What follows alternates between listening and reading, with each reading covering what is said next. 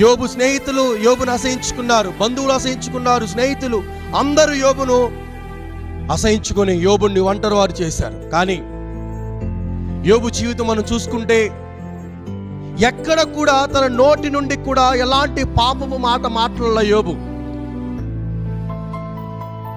గడిచిపోయిన 2025 సంవత్సరంలో యోబు వంటి జీవితం నీ జీవితమేమో, కానీ ఈ 2026 సంవత్సరంలో నువ్వు పోగొట్టుకున్నవన్నీ కూడా నా దేవుడు మరణానికి ఇవ్వబోతున్నాడు. ఒక వంతు పోగొట్టుకుంటే యోబు 2 వంతులు దేవుడు యోబుకి ఇచ్చాడు. ఎంతైతే యోబు పోగొట్టుకున్నాడో, ఎంతైతే యోబు జీవితం నుంచి వెళ్ళిపోయిందో, కుమార్తెలు మరణించారు, కుమారులు మరణించారు, ఎంతెంతో అన్నీ పోగొట్టుకుని ఒంటరి వాడైపోయినా సరే దేవుడు యోబుని విడిచిపెట్టలా.